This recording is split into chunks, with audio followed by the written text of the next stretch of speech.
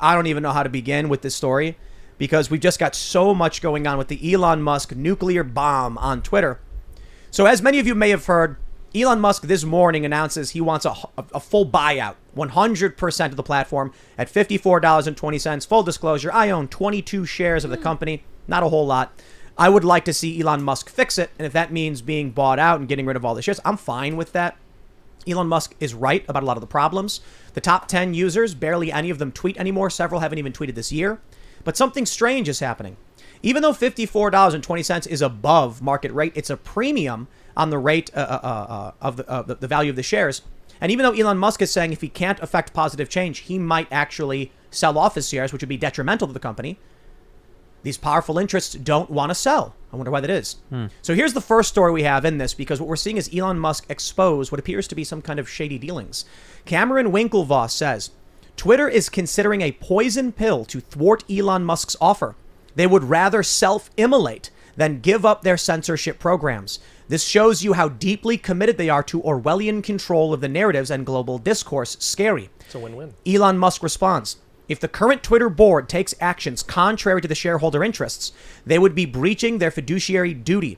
The liability they would thereby assume would be titanic in scale. What a freaking stud. It's just great. The thing that's most inspiring about this is, generally speaking, mo money, mo problems, right? They're generally speaking, we were talking about this a little earlier, as people get money and get and influence and power, they get timid. They get risk averse. And this guy is gambling $41 billion on a really important, politically significant troll. I think it's more than that, though. You know, he called the Babylon Bee when they got suspended. And the story apparently is he said, did you guys really get suspended over this joke? They said yes. And he goes, I might have to buy Twitter. Well, also, I think, wow. I mean, sorry, just Elon Musk has got, I'll put it this way. He's got $280 billion towards his net worth.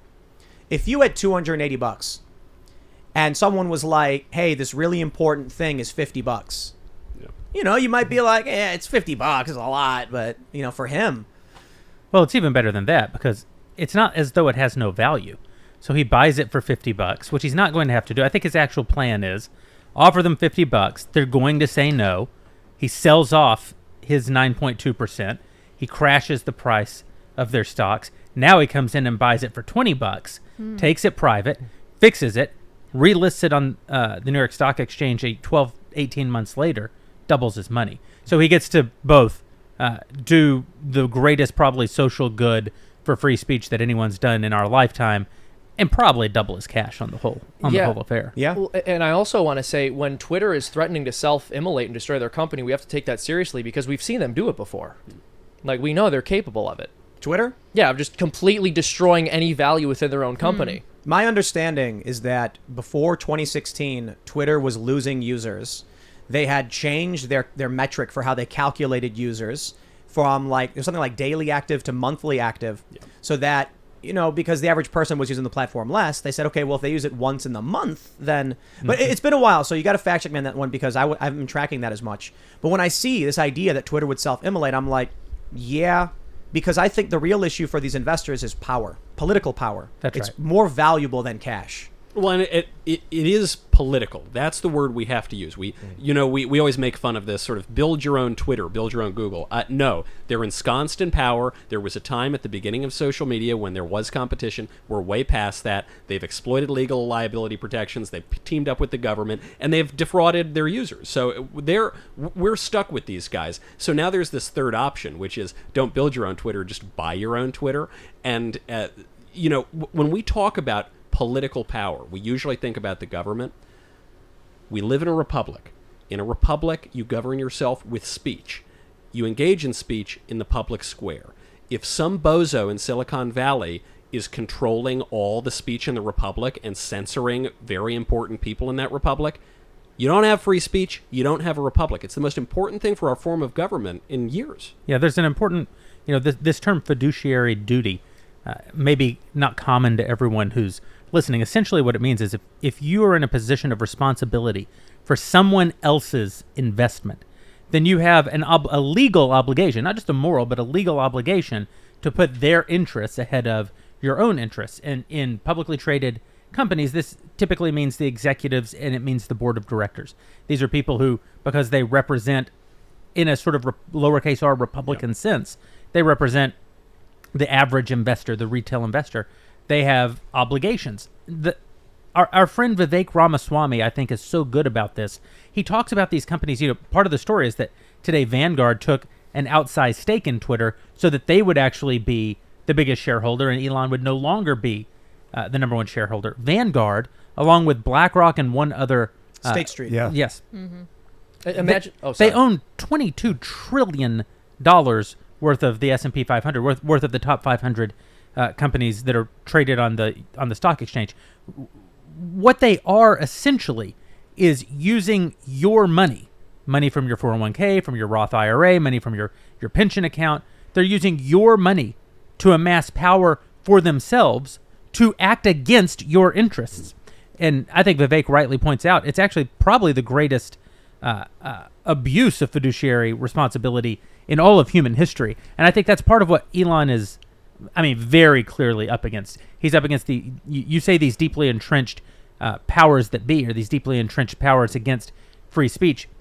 It's literally three entities. Yeah. So the Daily Wire, you're launching kids content. Yeah. Are you insinuating you're going to launch financial investment and holdings companies to challenge this machine?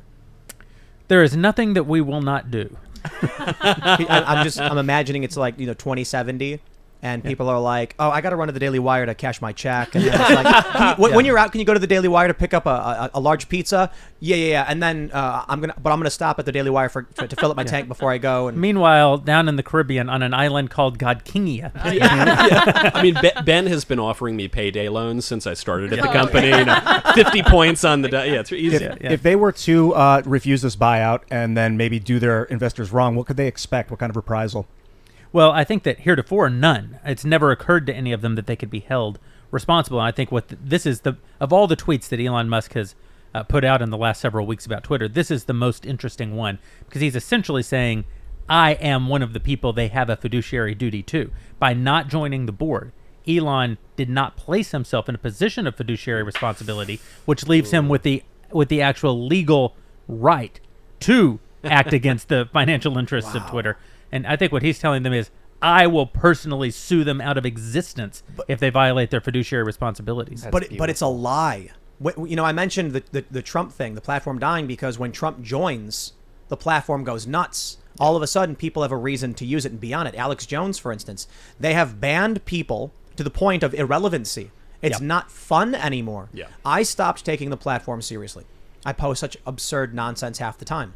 But back when there was a real 1 million followers on the platform. It's weird to me. That's weird to me, too. I posted a hairless rabbit once, and I'm like, why are people following me? But they do. And it's fine.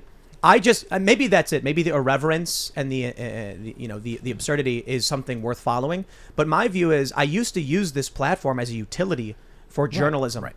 And now, because of how radioactive the platform's become, how awful it is, it's effectively worthless. But I think maybe Twitter realized or I should say assumed what a lot of media companies did, that culture war is money. As much as the left likes to accuse any one of us of being grifters, the left has been doing what's called mission-driven storytelling long before any conservative, right-wing, or libertarian person figured out what was going on. All of these digital media companies in the early 2010s realized if we get political, we make money. And then they have the nerve to call everybody else grifters. Here's the thing. That's fine. Obviously at the Daily Wire, we have a point of view. We have a series of biases. But we own those biases. If you look at the tradition of journalism in America, the Tennessee newspaper used to be called the Tennessee Democrat. If you go back to the time of the earliest presidential elections, John Adams and Thomas Jefferson, they wouldn't run for office. They would have looked down on that. Instead, they owned and marshaled newspapers to actually be their political instruments. That's always been the history of journalism in this country until the post-war consensus. And then we came up with this absurd notion of like objective journalism, which is a paradoxical kind of concept in and of itself. I think it's very good that the New York Times is so far left. It's very bad that the New York Times won't just admit and own their biases. Right. If they would just tell us, yes, we're on the left, and that gives you a series of expectations when you read our content. Doesn't mean that we're going to that it's okay to be completely polemical or to actually be propaganda outlets. You should tell the truth, but you should let us know from what point of view you're telling that. I that agree, truth. except the issue is when big tech platforms embrace that. Well, but again, if Twitter would own its biases, if YouTube would own its biases, that would actually create a market for alternatives. But the problem is that they lie about their biases. I disagree. I think conservatives know Twitter hates them. And what do? Parler, Gab, Minds, Getter? Yeah, no one's going there because there are only two reasons to be on Twitter, and they matter. Twitter is the smallest big tech platform. It's why Elon can make this kind of play on, even though he's the richest man in the world, still takes a lot for one guy to take down a big tech platform. Yep. There are two reasons to be on Twitter. One is to get into fights with celebrities. It's super fun. It's great. Anyone can do it.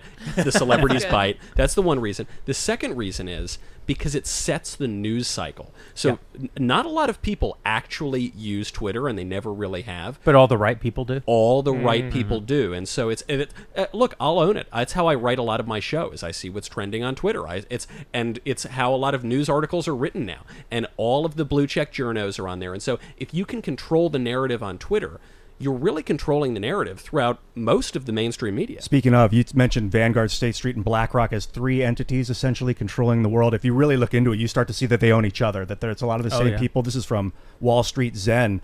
State Street is the largest individual shareholder or let's get this right, Vanguard is the largest individual State Street shareholder with 34.26 million shares representing. So Vanguard owns 9.36% of State Street. Wow. It's amazing. And it gets deeper and deeper the more you look into it. Thanks for checking out this segment from the Timcast IRL podcast. If you want to watch live, you can check out this channel Monday through Friday at 8 p.m. And don't forget to smash that like button, subscribe to this channel, and if you want more unfiltered and uncensored content with all of these guests, go to timcast.com and become a member. All of these guests you know and love in exclusive segments on our website where we are unrestricted in what we talk about, so you'll definitely not want to miss it. Thanks for hanging out. We'll see you all next time.